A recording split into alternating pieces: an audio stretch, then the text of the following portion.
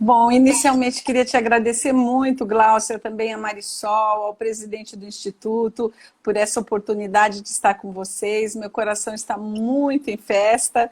E, e assim, eu sou paulista. Eu vim de São Paulo há quase 35 anos atrás. Eu sou formada pela PUC de São Paulo e, na ocasião, o meu esposo, o pai dos meus filhos, tinha feito um concurso para a Universidade Federal e nós viemos. Eu vim desempregada, porque eu trabalhava em São Paulo, mas tive que deixar o meu serviço. Cheguei em Mato Grosso com uma filhinha, a Maíra, minha filhinha mais velha, de 3 aninhos na época, e o André, de 7 dias. Eu só tinha tirado os pontos da cesariana e vim para cá sem conhecer, vim, né, para construir um sonho de família aqui, de felicidade. E foi muito bom, porque quando eu cheguei há 35 anos atrás, nós aqui em Mato Grosso vivíamos circunstâncias muito difíceis ainda, assim, com relação à cidadania das pessoas. E eu recebi um convite para trabalhar, na época era na diocese de uma cidade aqui do sul de Mato Grosso, chamada Rondonópolis.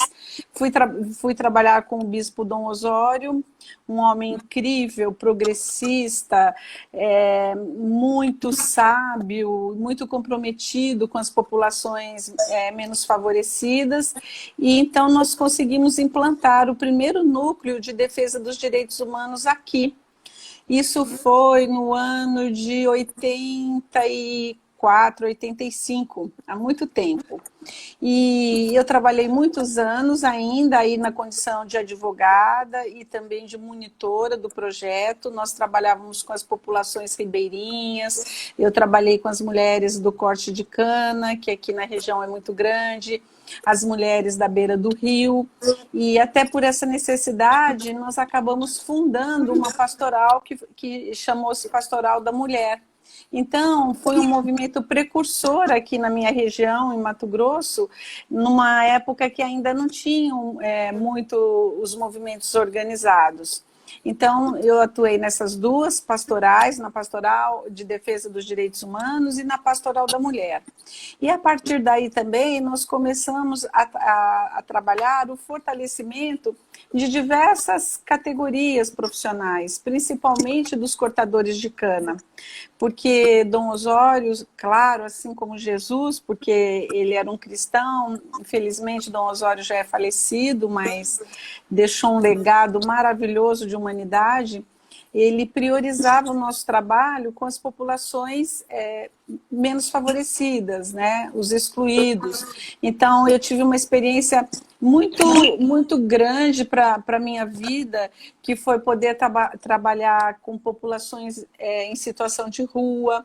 Eu já vinha de São Paulo, num trabalho que eu desenvolvi em Jundiaí, São Paulo, com os meninos e as meninas em situação de rua, e a gente tentava entender todo esse mundo infanto-juvenil, isso muito antes do ECA, que eu sou velhinha, né? Então, Gláucia, e nos direitos humanos eu fiquei por 12 anos, eu fui representante do Brasil junto à Alemanha. Nós fizemos um trabalho bastante grande para reverberar todas as lutas dos povos excluídos. Trabalhei também um pouco na questão indígena, trabalhei no início do movimento negro em defesa da igualdade e combate às questões raciais. Então eu tenho uma vida muito voltada às questões mesmo do nosso povo, da essência humana, do direito à liberdade e igualdade, até que depois de estar aqui e depois desses anos todos, eu prestei um concurso para a Universidade Federal e passei a ser então professora da Faculdade de Direito da Universidade Federal de Mato Grosso. Fiz esse trabalho durante uns 6 anos, também um trabalho muito feliz na minha vida. Pela universidade eu pude ajudar na elaboração do ECA, fundar a cadeira de Infância e Juventude na Universidade Federal. E por conta de dar aulas em alguns cursos preparatórios aqui na minha região, na Escola da Magistratura, na Escola do Ministério Público, eu dava direito público. Então, muito envolvida com os meus alunos, que antes de alunos todos são meus grandes amigos, eu também fiquei entusiasmada de prestar o concurso. E fiz, e conto para todos, fiz 2 primeiros concursos para a magistratura e para o Ministério Público e fui reprovada. Não consegui passar, no do Ministério Público até fiquei muito perto, mas fui reprovada, da magistratura também. Naquela época os concursos demoravam um pouco para serem feitos, né, entre um e outro, e aí depois, 3 anos e meio depois, eu continuei estudando, trabalhando na universidade, criando meus filhos, que aí então já eram 4, já tinha 4 filhinhos, né, pequenos, e trabalhando e estudando. Depois de 3 anos e meio, eu consegui essa alegria de ter sido aprovada nos 3 concursos que na época eu prestei, que foi a Defensoria Pública, o Ministério Público e também a magistratura. E sabe, Gláucia, eu queria falar muito para todos que nos ouvem, que a gente tem muito medo, às vezes, de prestar o concurso, da concorrência, da extensão da matéria, mas eu digo a todas e todos que nos ouvem, quando a gente se dedica e estuda, não tem outra consequência nessa vida a não ser passar. Eu quero dividir essa certeza, porque quando eu estudava, e eu passei há 22 anos atrás, quando eu estudava e as pessoas me falavam isso, eu ficava muito assim, eu ficava com muito medo, porque as pessoas afirmavam com tanta segurança que se a gente estudasse, a gente passava, e eu pensava, meu Deus, se essa é uma consequência da vida e eu não passar, eu sou uma exceção muito negativa. A gente Porque fica assim. a gente fica com muito medo, mas eu queria aqui reforçar que é possível, por mais que a gente tenha concorrência, muitas vezes a gente não passa mesmo nos primeiros. Quero entusiasmar todos que desejam concurso público, que prestem, mesmo que não se achem ainda totalmente preparados, mesmo que eventualmente sofram alguma frustração, porque o tempo do concurso também depois nos ajuda, entender um pouco o que na atualidade os examinadores desejam, também nos prepara para os próximos. E como eu também acredito muito em Deus, eu tenho para a minha vida e divido com vocês nesse início de live tão feliz que me encontro, para dizer que a gente muitas vezes não escolhe, muitas vezes não, eu acredito que a gente nunca escolhe, a gente só trabalha para e a gente é escolhida, porque realmente Deus sabe aonde precisa da gente nas diversas lutas por justiça, porque a justiça dele é muito ampla, por igualdade, principalmente por liberdade e por Da mesma paz. forma como os advogados também não temer em advogar, né? Tem gente que fica, às Sim. vezes às vezes a pessoa, eu gosto muito de advogar, mas eu acho que o concurso vai dar mais dinheiro, aquela bela história, aquele belo debate. Fica também, né? A advocacia. A gente aqui, né, o Instituto representa as pequenas e médias bancas que têm as suas dificuldades, mas que devem persistir, que devem, né?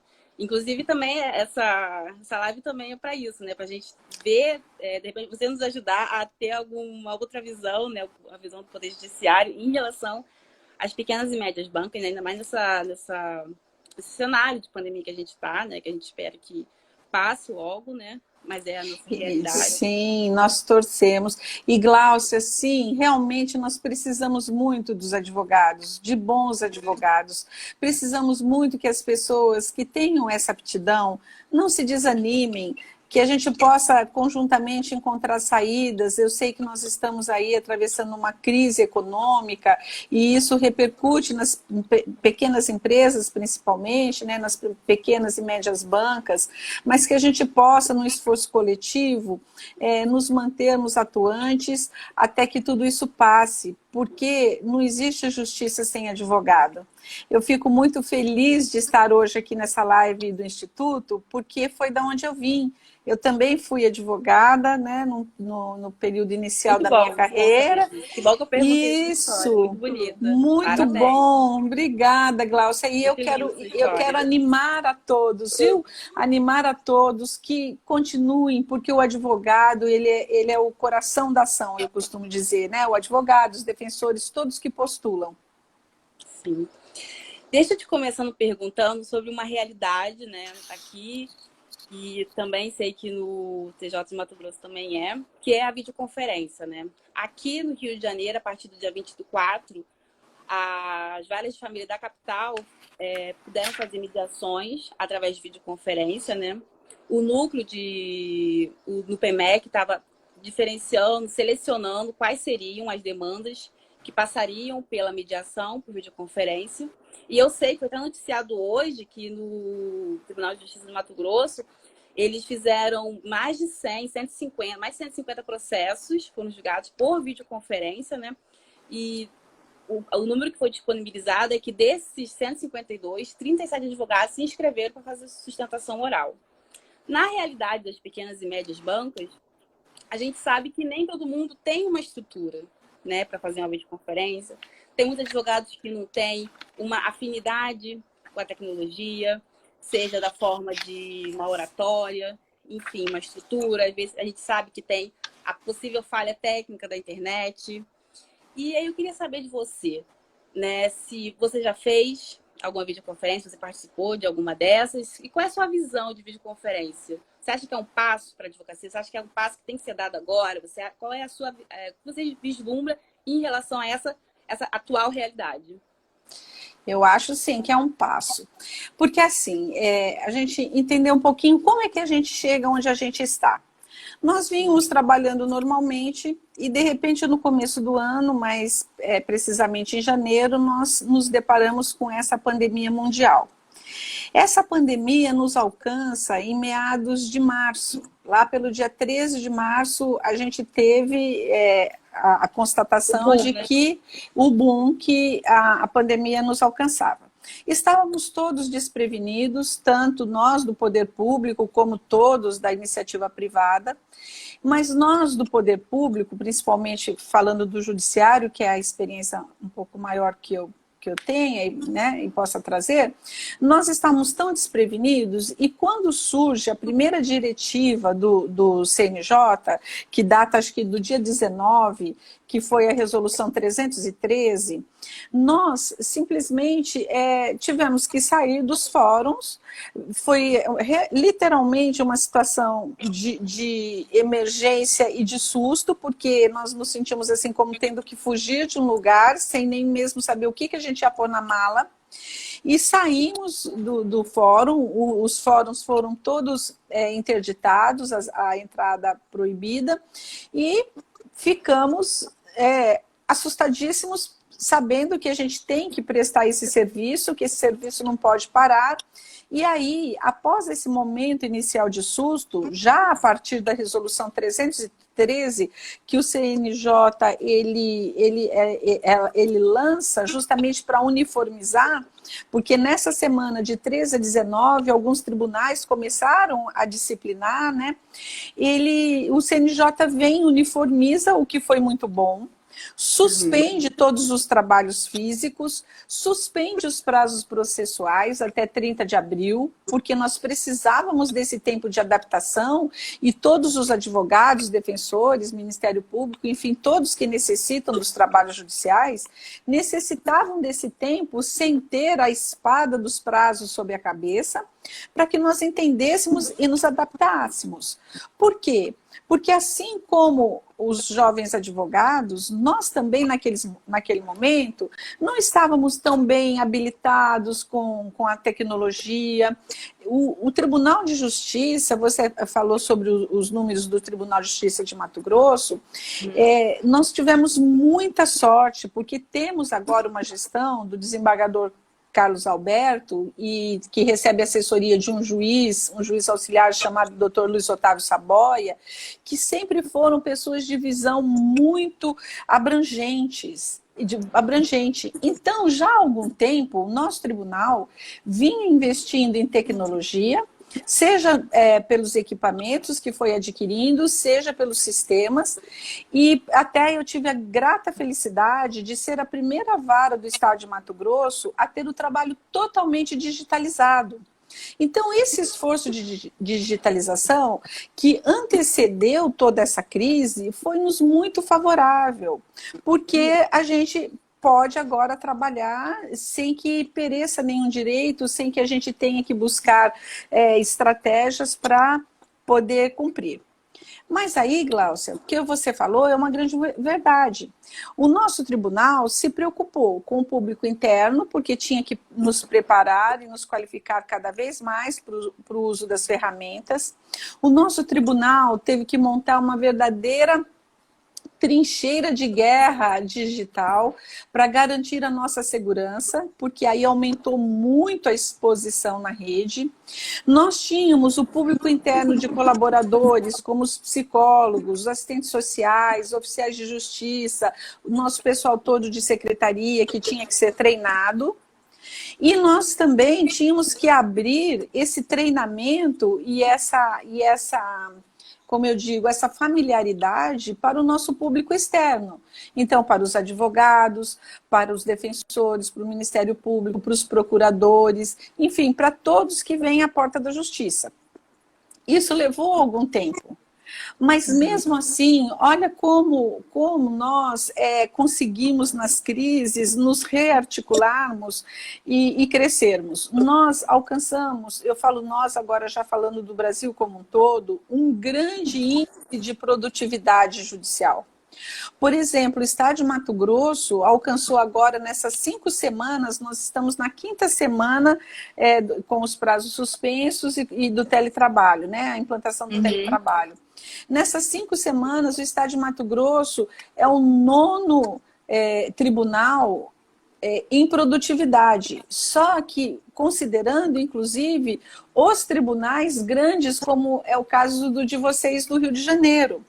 Então, se você olhar para os tribunais de médio porte, aos quais nós estamos integrados, nós temos, então, ainda uma produtividade mais destacada.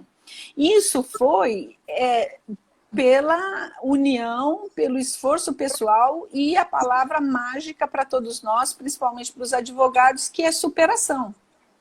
Sim. Inclusive, aqui no Tribunal de Justiça do Rio de Janeiro, uma coisa que foi implementada, que não tinha, foi o contato dos advogados com as serventias cartorárias, né, através de e-mail. Inclusive, no TJ foi disponibilizado uma lista de e-mails da 2ª instância. Aqui no Instagram do IBPE, a gente disponibilizou um vídeo informando como acessar essa lista. E é uma prática que, para os pequenos e médios advogados, é algo muito bom, porque isso otimiza o tempo, né? Isso faz e acaba também fazendo crescer, ampliando nosso campo de ação. Porque apesar de eu poder ajuizar uma ação em todo o estado do Rio de Janeiro, fisicamente a gente sabe que tem as limitações, que às vezes a gente precisa comparecer na vara, às vezes para impulsionar o processo, para dizer, olha, esse passo aqui, esse prazo acabou e tal. E esse contato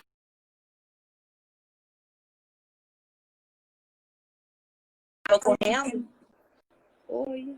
Caiu para vocês? Caiu para mim. Voltou. Voltou? Voltou.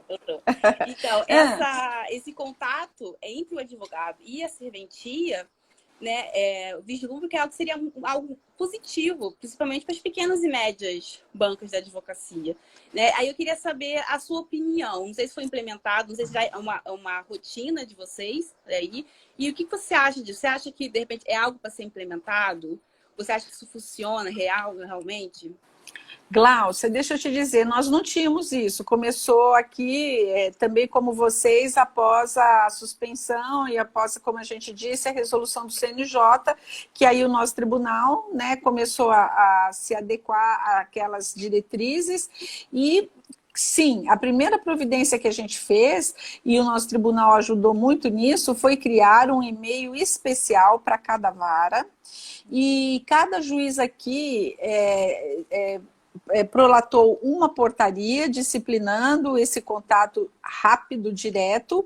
Então, na nossa vara, eu vou dar o exemplo da nossa, que é a primeira vara das famílias de Cuiabá, nós disponibilizamos o e-mail da secretaria, um e-mail direto para mim, que sou a juíza, e também nós disponibilizamos os nossos celulares para contatos por WhatsApp. Eu sei que muitas pessoas diziam assim, é loucura disponibilizar o WhatsApp. Só que eu vou te dizer, foi uma experiência tão grandiosa, porque nós vimos que, como as pessoas são elegantes, educadas, eu não posso te dizer que eu recebi, por exemplo, coisas que me importunaram, que não eram naquele momento importante, diante de tanto trabalho, que nós estamos num trabalho exaustivo, nós estamos trabalhando dia e noite, né, Cláudia? Dia e noite.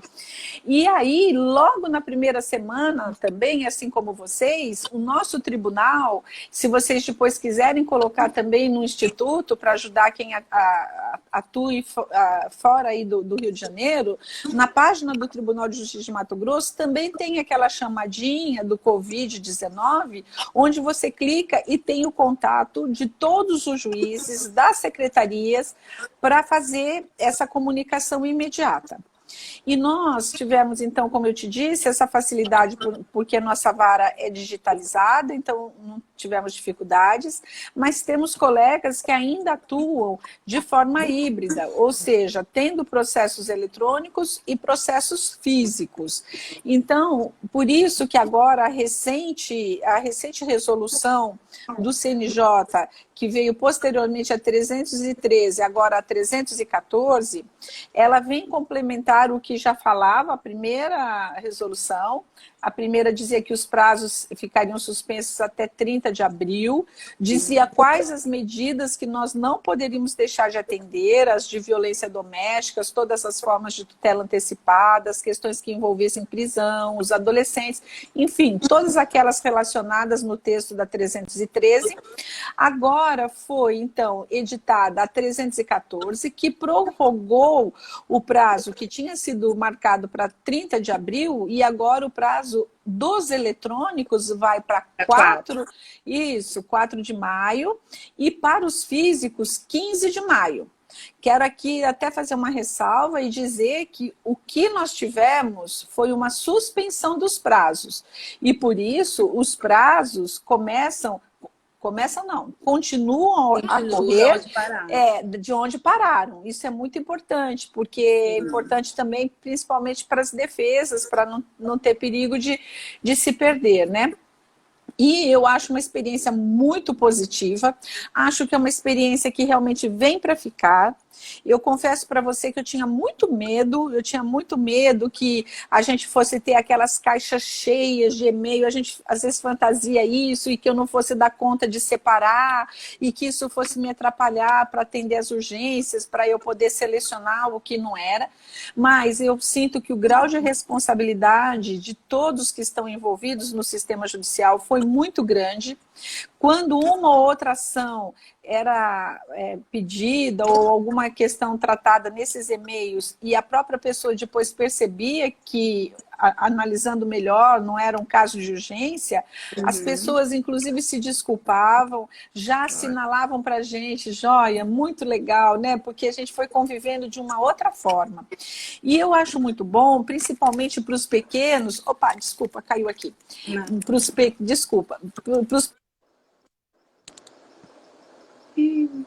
Travou para mim. E agora, voltou? Voltou, para mim voltou. Sim, o que eu queria dizer é assim, eu acho que é muito econômico, porque qual que é a preocupação que eu também tenho com os pequenos e os médios? Nós precisamos agora economizar, é preciso que se tenha um fluxo de caixa, é preciso que se tenha um fundo de reserva. E como é que a gente faz isso se a gente está começando, se a gente não estava preparado para essa emergência, e até porque quem começa nunca vai ter grandes sobras, né? Mas eu acho que essa postura é muito boa, porque você economiza com transporte, você economiza com roupa, você economiza com papel. Oi? E é algo mais simples, né? Tá bom, filho. É algo mais É algo simples, simples. mais De tudo rápido. que pode ser implementado, o envio de e-mail é algo mais simples, é algo muito mais acessível, né? Sim, e também, sabe, foi uma experiência interna muito boa, Gláucia. Desculpa, eu vou fazer um barulhão aqui que eu vou tentar prender o meu celular de forma muito amadora, porque eu estou começando agora. Espera aí, que está caindo aqui. Eu aguardo. Isso, e aí eu fico aflita que está caindo e eu não consigo. Aí, pronto, acho que agora foi. E Gláucia, por exemplo, nós também internamente, nós tivemos uma forma melhor de atendimento, porque se você está no balcão, por exemplo, você tem que perder tempo na fila, porque tem outros advogados na sua frente, a gente fica às vezes numa situação de estresse muito grande, principalmente vocês em cidades maiores, não é isso? Nós, os servidores também ficam muito estressados, porque às vezes tem um trabalho urgente para fazer e vai atender uma pessoa que de repente não estava na ordem da prioridade. E com isso, nós pudemos disciplinar assim. Como é que nós vamos atender? Primeiro, separando os urgentíssimos, que vai ser o topo, depois os urgentes, e depois os ordinários, nós vamos fazer por ordem de chegada. Né, obedecendo o que diz o código e obedecendo o que a gente acha que também é mais justo. Porque se estamos em igualdade de condição, é melhor que a gente faça aqueles que chegaram primeiro, os mais antigos, para não acontecer como naquele passado nosso, que a gente tinha montanhas de processos de 10, 15 anos. E nessa organização, nós acabamos entregando uma prestação jurisdicional melhor. Nós entregamos com mais alegria, com menos estresse. Impedimos algumas situações que ainda existem, Gláucia, eu tenho certeza que você vai concordar comigo, que é de dificuldade de relacionamento interpessoal. Então, por exemplo, se você é um advogado e discute com alguém, ou com um gestor, ou tem algum mal-estar com alguém da vara, ou eventualmente até com o próprio juiz, todos os dias você tem que voltar lá, todos os dias você tem que se relacionar, e sendo dessa forma, além de ser muito mais prático, de forma muito mais sustentável, nós também temos, claro, o distanciamento muitas vezes nos entristece, porque a gente gosta muito de receber as pessoas, mas também evita alguns conflitos interpessoais que muitas vezes, pelo estresse, pelo cansaço, pelas urgências e pelo pouco número de funcionários, acabam acontecendo, né? Fico muito feliz em ter esse posicionamento do lado do Poder Judiciário, né? Porque é realmente uma ferramenta fácil de ser incluída e positiva. Eu só vejo como positivo, né? Eu queria agora aproveitar para agradecer a presença de todo mundo. E doutor Álvaro está aqui, doutora Paula, minha colega de escritório também, acompanhando. Que legal. Muito obrigada pela presença de todos aqui. E aproveitando, né, que eu estou falando com uma autoridade, né, em guarda compartilhada, e que tenha, né, o acesso, o contato direto com os processos, né, de vara de família, né, a gente aí vai fazer, tem mais de 5 anos da publicação da Lei 13.058, né, de guarda compartilhada, né. Você acha que aumentou o número de demandas? Como é que é a realidade na sua vara? Você acha que aumentou, né? E durante a pandemia, teve algum aumento? O que você prospecta para depois da pandemia? Queria falar um pouquinho sobre isso. Ah, sim, que bom. Gláucia, só um minutinho antes de eu atender o que você me fala, eu queria só fazer 2 considerações que você havia me perguntado e eu acho que eu faltei na resposta. Uma das questões é quando você diz que os jovens advogados não têm equipamento, muitas vezes não dispõem de tecnologia. Eu concordo perfeitamente. Aqui em Mato Grosso, a gente tem priorizado muito o WhatsApp e as videoconferências pelo próprio WhatsApp. Porque hoje a grande maioria tem, né, a possibilidade de ter um celular à mão. E mesmo mais viável, né? Mais viável. Então, a gente também precisa, assim, entender que a gente vai dando os passos na carreira conforme a vida vai nos abrindo esses caminhos. Por isso, você que é advogado, você que é advogada e que não tem todo um aparato ainda, ou uma startup, qualquer...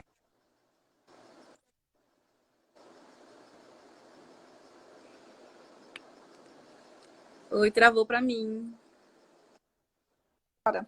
Então, voltou eu queria trazer esse incentivo e até essa tranquilidade para esses nossos queridos colegas que estão nos ouvindo, que hoje dá para fazer muita coisa também pelo celular através de mídias simples como o WhatsApp.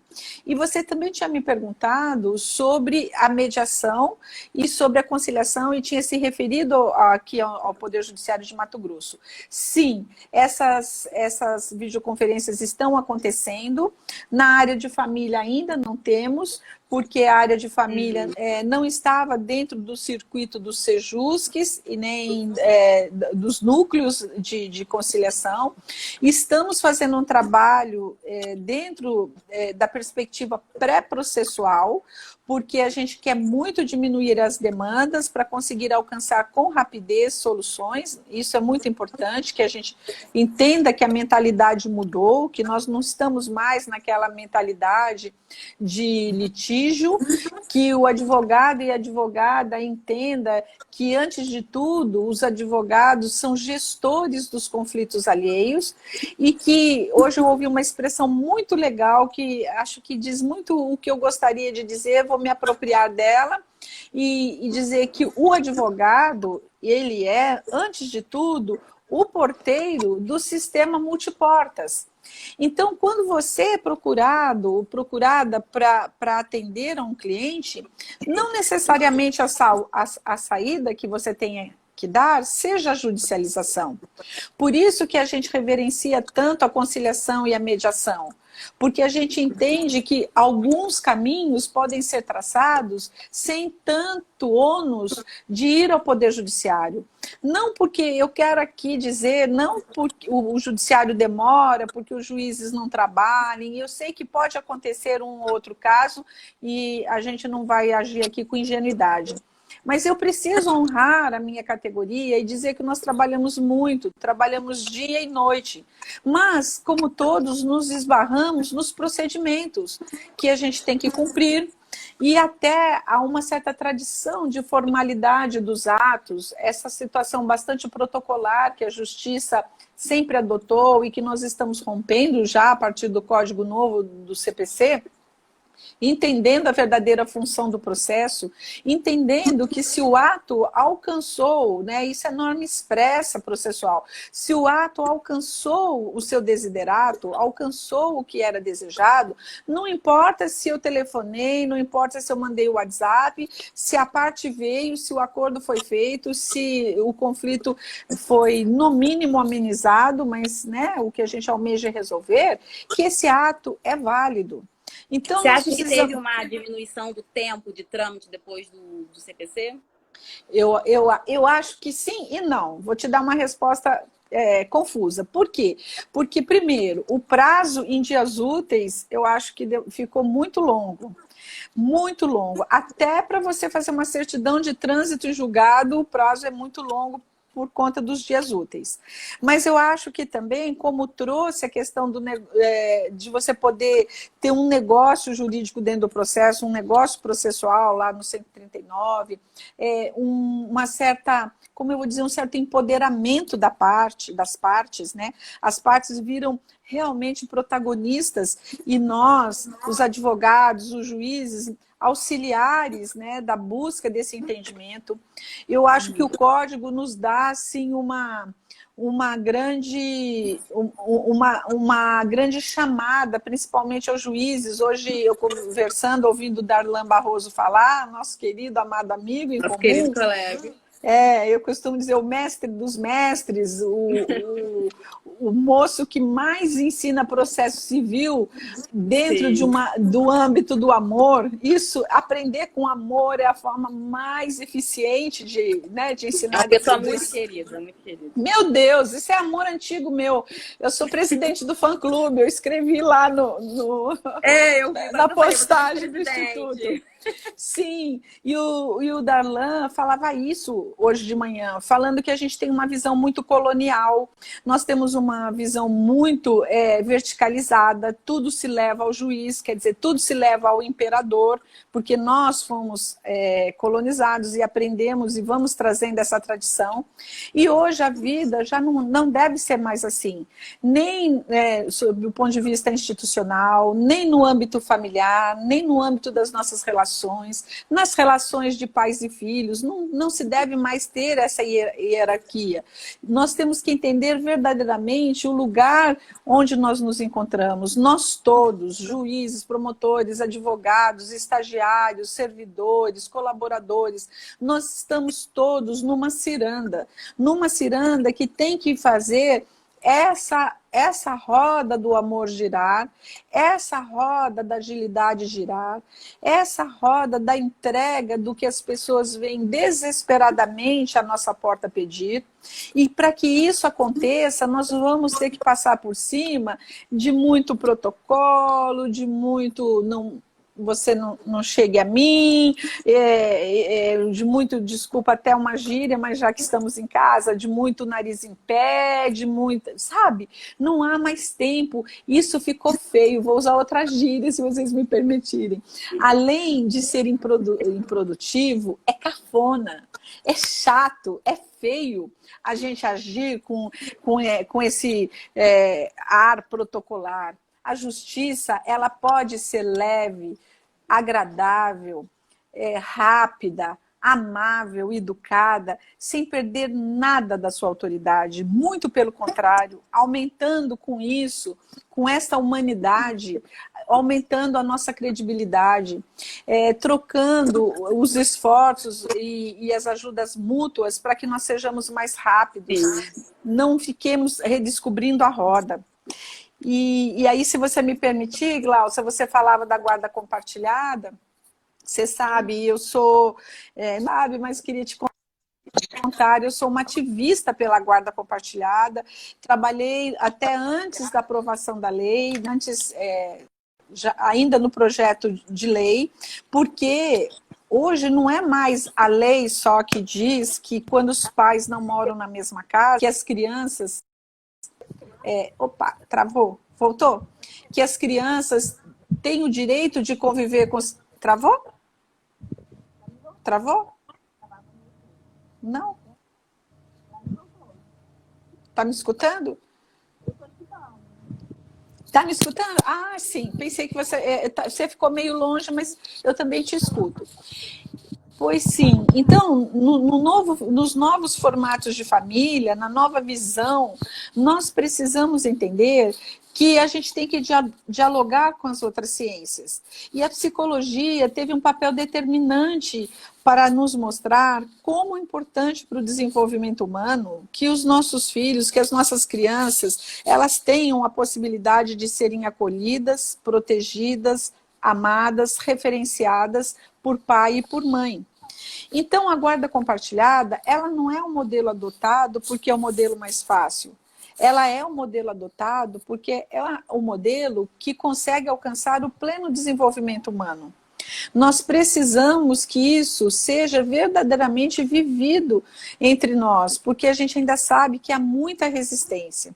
Veja só, Glaucia, nessa época de pandemia, o que a gente tem visto acontecer? Mesmo nas situações de guarda compartilhada, onde as crianças vão conviver um período com o pai, vão conviver um período com a mãe, nós temos presenciado, por conta assim, do medo do contágio, uma verdadeira, assim, como é que eu vou te dizer, uma grande quantidade de decisões judiciais que não analisaram, de certa forma, com todo respeito aqui dizendo, assim, aos meus olhos, não analisaram as situações individualmente postas. Houve uma posição inicial um pouco genérica, dizendo, não, se é perigoso o contágio, nós não entendemos muito como é que pega esse vírus, não tem vacina, não tem remédio, então nós vamos manter o status quo como está. Onde as crianças estão, elas deverão ser mantidas. Isso revela uma grande injustiça. Primeiro, porque nós vamos ter, na grande maioria, o afastamento do convívio do pai com os filhos. Porque no Brasil nós sabemos que a grande maioria das crianças permanecem o maior tempo da sua existência com suas mães, mesmo quando a gente já avançou para o modelo de guarda compartilhada. E aí a gente vai ter, primeiro, vamos dizer assim, há um prejuízo a este pai que tem direito de exercer o seu poder familiar integralmente, de conviver com seu filho, e ele vai ser impedido, isso vai gerar uma grande tristeza, uma dificuldade muito grande, muitas vezes trazer conflitos, porque ele vai querer falar, vai querer ver. Eu mesma tenho um caso, Glaucia, de que a criança é pequenininha, 1 aninho, e o pai pede para fazer ligação de vídeo e que a mãe só segure o celular para ele ver a criança brincando, para ele ver a criança no berço, e a mãe se recusa. Então a gente não entende ainda por que as pessoas não percebem quanto mal isso pode ocasionar para os nossos filhos. Mas, além disso, a gente gera muita ansiedade nas crianças e nos adolescentes. Primeiro, porque a gente não tem certeza de quanto tempo vai persistir a pandemia. Segundo, porque as crianças na primeira infância, e principalmente as menorzinhas, elas acham que quando não estão sob os seus olhinhos, que a pessoa sumiu. Então, a criança fica numa insegurança de que perdeu aquele ente. Eu estou falando pai, mas pode ser a mãe.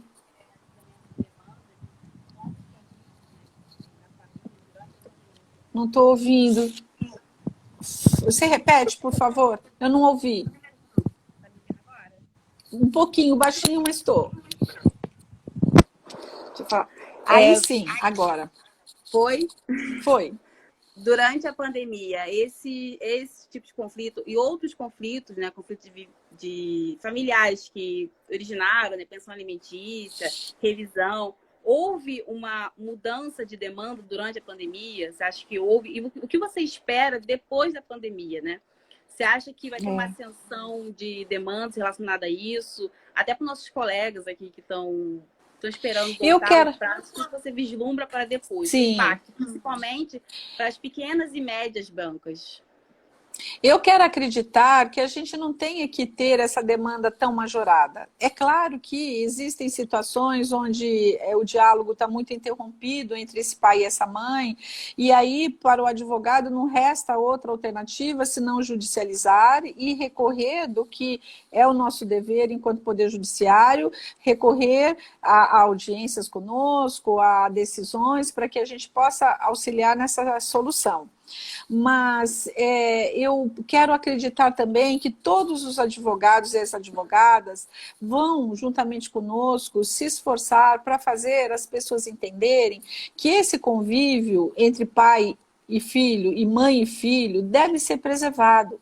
Mesmo aquelas pessoas que entendam que isso pode gerar um prejuízo para as mulheres. Muita gente, porque a gente tem uma sociedade historicamente patriarcal, que entendia que o trabalho da mulher era cuidar dos filhos e do homem prover, a gente, culturalmente, ainda, às vezes na cabeça a gente sabe, mas lá dentro do coração a gente sempre acaba achando que a mãe é mais importante, porque a gente aprendeu assim. E quando a gente fala que a criança deve conviver até, se possível, em período igual com o seu pai, a gente vê muitas mães e até mesmo muitos advogados achando que isso é um demérito, que isso é um desprestígio para a maternidade, que isso é muito prejudicial para as crianças.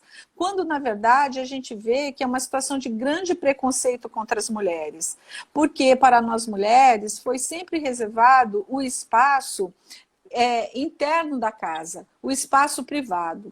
Nós éramos responsáveis pelo lar, pela paz do lar, quer dizer, como se nós pudéssemos evitar todas as formas de conflito e responsáveis por cuidar dos nossos filhos.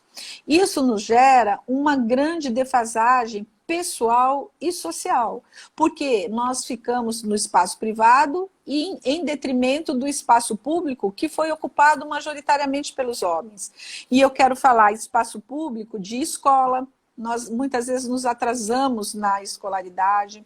No espaço do trabalho, muitas vezes nós somos relegadas, deixamos de ser promovidas ou até de termos possibilidade de exercermos uma atividade por conta desse estigma e por conta dessa sobrecarga de criação com os filhos. A gente não tem tempo pessoal para desenvolver muitas vezes os nossos projetos pessoais de felicidade. Nós não temos muitas vezes tempo para o descanso, que antes de tudo é um grande elemento, um elemento importante para a nossa criatividade. E também não estamos muito no espaço da política, que eu diria que talvez fosse um dos mais importantes, porque é o espaço decisório, é o espaço onde nós vamos estabelecer a linha condutora das nossas vivências.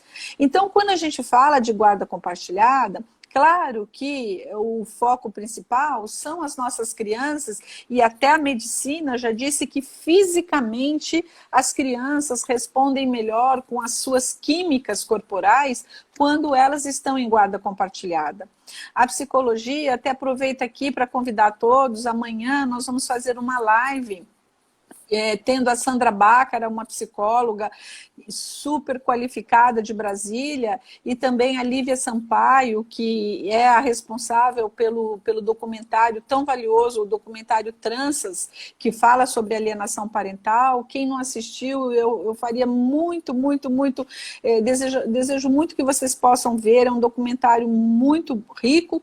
Nós vamos fazer amanhã uma live falando, por exemplo, sob a ótica da psicologia, quão prejudicial é você manter a guarda unilateral, seja com a mãe ou como pai, despojando as crianças dessa vivência que é tão valiosa para o seu desenvolvimento, sobretudo quando a gente fala em segurança.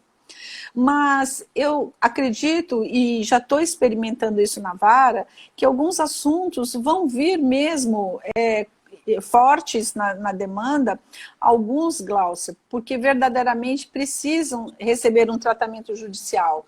Por exemplo, as pessoas que perderam totalmente a sua renda. Mas alguns que a gente sabe que também não vêm para a justiça contando a verdadeira realidade e muitas vezes não querendo, por pouco que seja, dispor daquilo que ainda tem, ainda possui, que ainda alcança com os seus próprios filhos.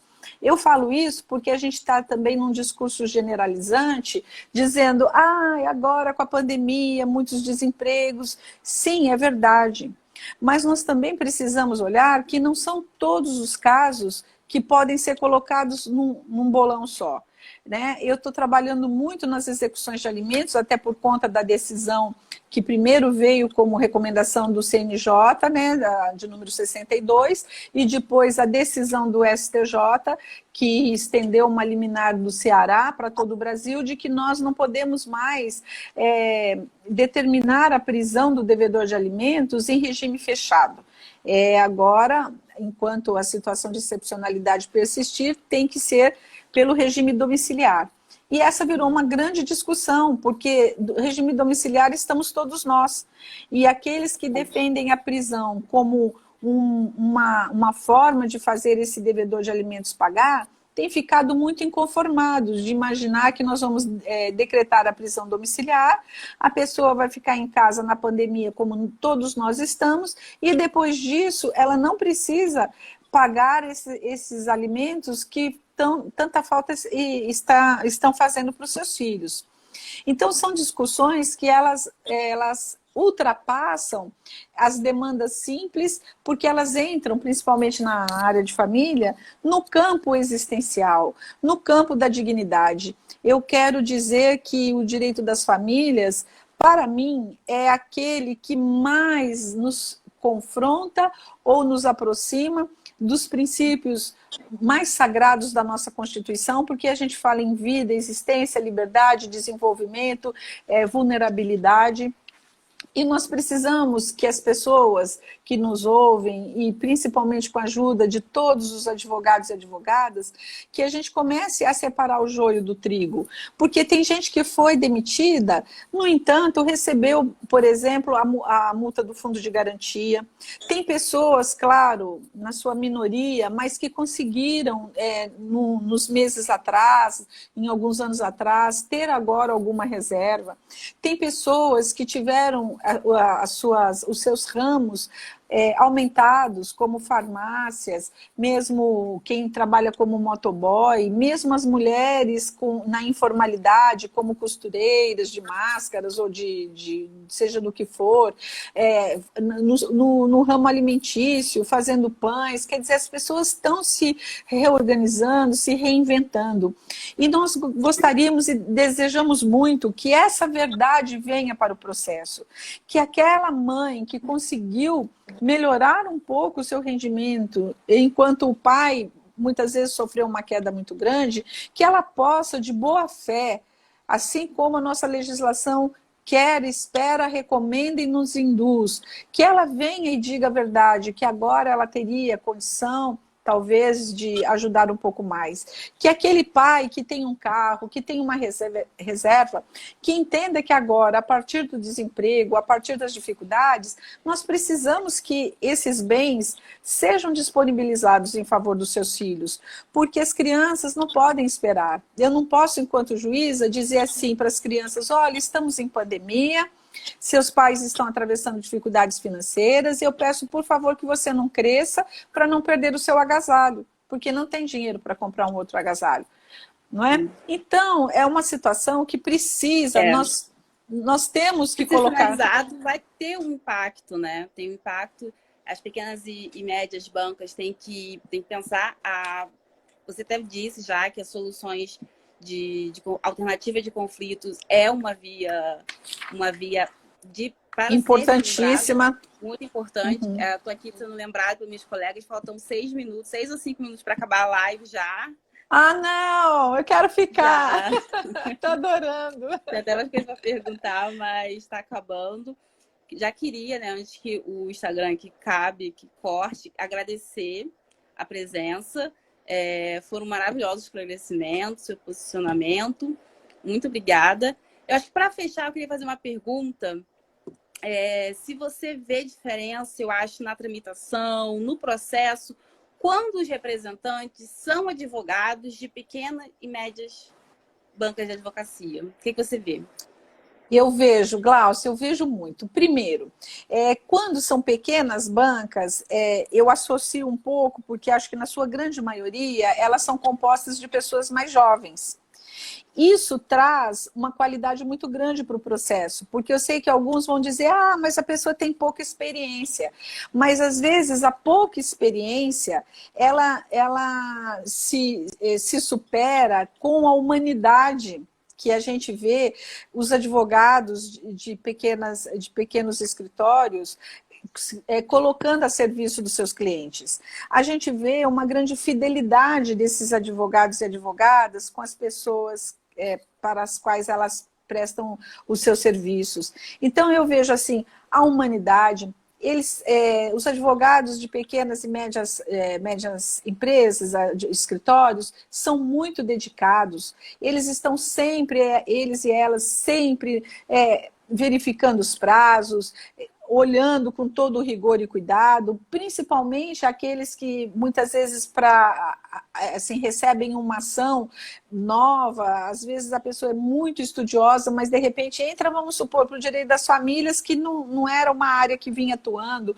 Então eu vejo nessa juventude, eu vou falar para você como na música do Gonzaguinha, eu boto fé nessa rapaziada.